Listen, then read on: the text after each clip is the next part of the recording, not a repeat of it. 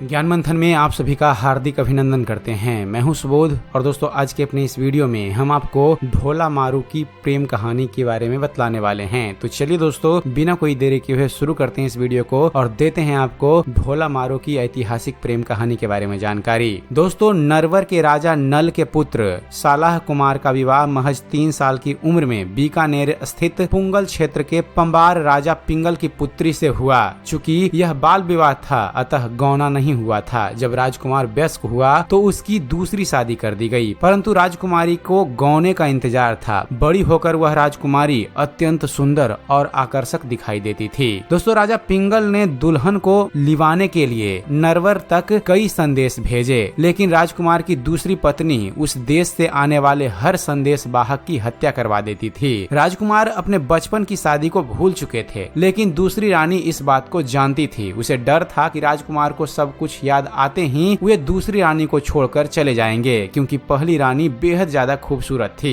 दोस्तों पहली रानी इस बात से अनजान राजकुमार को याद किया करती थी। उसकी इस दशा को देख पिता ने एक बार एक चतुर ढोली को नरवर भेजा। जब ढोली नरवर के लिए रवाना हो रहा था तब राजकुमारी ने उसे अपने पास बुलाकर मारू राग में दोहे बना कर दिए और समझाया कि कैसे उसके प्रियतम के सम्मुख जाकर गाकर उसे सुनाना है। दोस्तों चतुर ढोली एक याचक बनकर नरवर के महल पहुंचा। रात में रिमझिम बारिश के साथ उसने ऊंची आवाज में मल्हार राग में गाना शुरू किया। मल्हार राग का मधुर संगीत राजकुमार के कानों में गूंजने लगा। ढोली ने गाते हुए साफ शब्दों में राजकुमारी का संदेश सुनाया। गीत में जैसे ही राजकुमार ने राजकुमारी का नाम सुना उसे अपनी पहली शादी याद आ गई। ढोली ने बताया कि उसकी राजकुमारी कितनी खूबसूरत और वियोग में है। दोस्तों ढोली के अनुसार राजकुमारी के चेहरे की चमक सूर्य के प्रकाश की तरह है। छीने कपड़ों में से शरीर ऐसे चमकता है मानो स्वर्ण झांक रहा हो। हाथी जैसी चाल, हीरे जैसे दांत, मूंग सरीखे होठ हैं। बहुत से गुणों वाली, क्षमाशील, नम्र व कोमल है। गंगा के पानी की जैसे गोरी है। उसका मन और तन दोनों श्रेष्ठ है, लेकिन उसका साजन तो जैसे उसे भूल ही गया है और उसे लेने ही नहीं आता।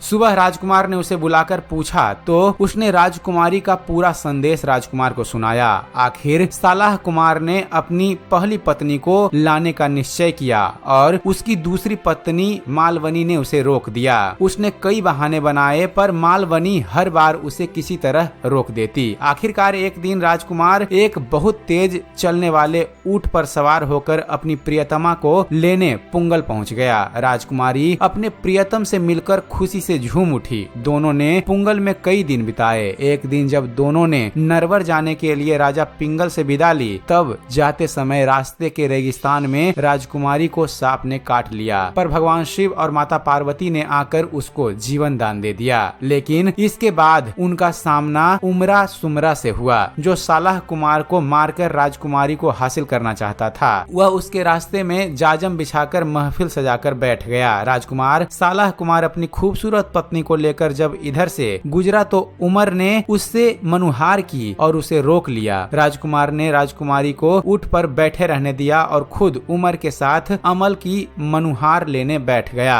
ढोली गा रहा था और राजकुमार व उमर अफीम की मनुहार ले रहे थे। मारू के देश से आया ढोली बहुत चतुर था। उसे उमर सुमरा के षड्यंत्र का ज्ञान आभास हो गया था। ढोली ने चुपके से इस षड्यंत्र के बारे में राजकुमारी को बता दिया। राजकुमारी भी रेगिस्तान की बेटी थी। उसने ऊंट को एड़ी मारी जिससे ऊंट भागने लगा। ऊंट को रोकने के लिए राजकुमार दौड़ने लगा। जैसे ही राजकुमार पास आया मारूबनी ने कहा, धोखा है, जल्दी ऊंट पर चढ़ो, ये तुम्हें मारना चाहते हैं। इसके बाद दोनों ने वहां से भागकर नरवर पहुंचकर ही दम लिया। यहाँ राजकुमारी का स्वागत सत्कार किया गया और वह वहां की रानी बनकर राज करने लगी। इतिहास में इस प्रेमी जोड़े को ढोला मारू के नाम से जाना जाता है। तब से लेकर आज तक उनके नाम व प्रेम का गुणगान किया जाता है। तो दोस्तों यह थी प्रेम कहानी ढोला और मारू की। उम्मीद करते हैं फ्रेंड्स आप सभी को हमारा ये वीडियो पसंद आया होगा। अगर वीडियो पसंद आया हो तो वीडियो को लाइक और शेयर करना ना भूलिएगा। और दोस्तों ऐसे ही ज्ञानवर्धक वीडियो देखते रहने के लिए आप हमारे चैनल ज्ञान मंथन को सब्सक्राइब जरूर कीजिएगा। आप हमारे चैनल को सब्सक्राइब कीजिए और देखते रहिए, जानते रहिए। धन्यवाद। जय हिंद।